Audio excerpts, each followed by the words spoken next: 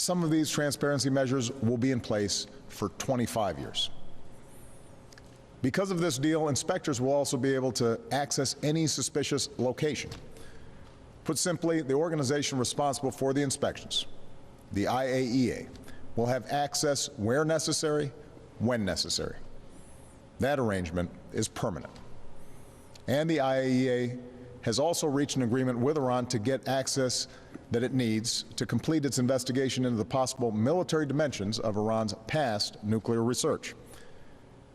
Finally, Iran is permanently prohibited from pursuing a nuclear weapon under the Nuclear Non-Proliferation Treaty, which provided the basis for the international community's efforts to apply pressure on Iran. As Iran takes steps to implement this deal, it will receive relief from the sanctions that we put in place because of Iran's nuclear program, both America's own sanctions and sanctions imposed by the United Nations Security Council. This relief will be phased in. Iran must complete key nuclear steps before it begins to receive new sanctions relief.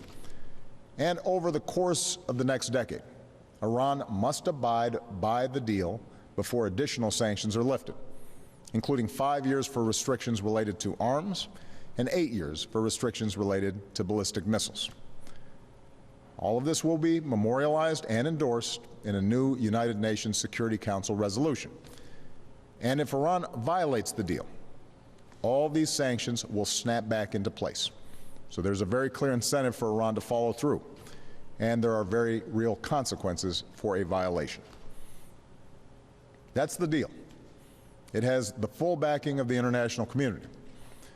Congress will now have an opportunity to review the details, and my administration stands ready to provide extensive briefings on how this will move forward. As the American people and Congress review the deal, it will be important to consider the alternative. Consider what happens in a world without this deal. Without this deal, there is no scenario where the world joins us in sanctioning Iran until it completely dismantles its nuclear program. Nothing we know about the Iranian government suggests that it would simply capitulate under that kind of pressure, and the world would not support an effort to permanently sanction Iran into submission.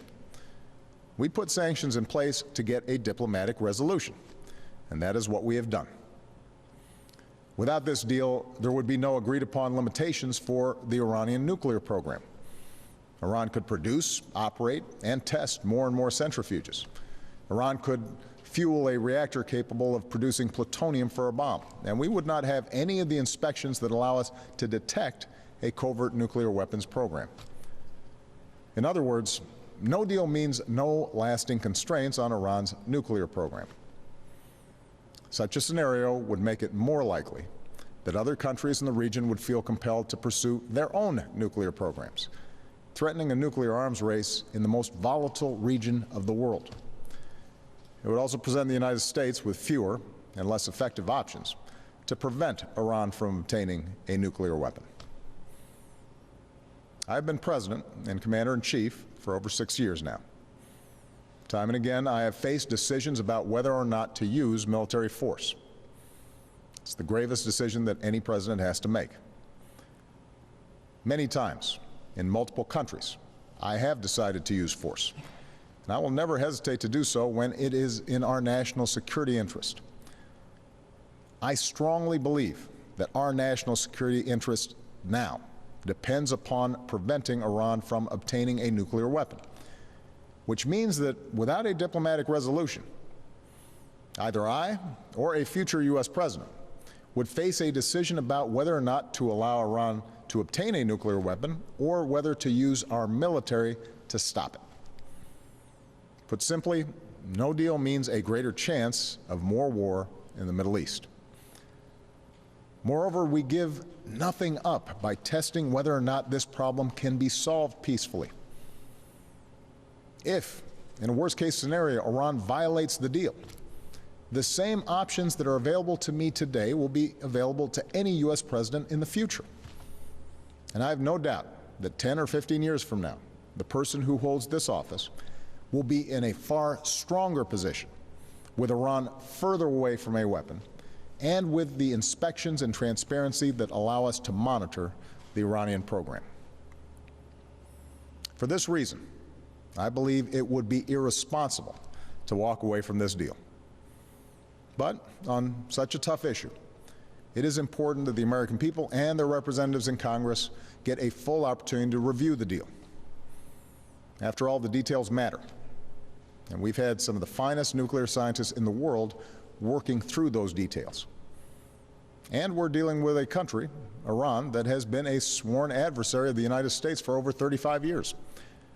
So I welcome a robust debate in Congress on this issue, and I welcome scrutiny of the details of this agreement.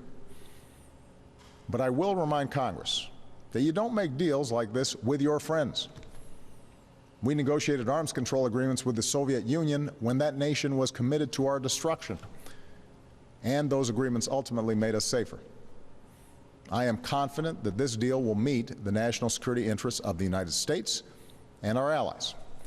So I will veto any legislation that prevents the successful implementation of this deal. We do not have to accept an inevitable spiral into conflict, and we certainly shouldn't seek it. And precisely because the stakes are so high, this is not the time for politics or posturing. Tough talk from Washington does not solve problems.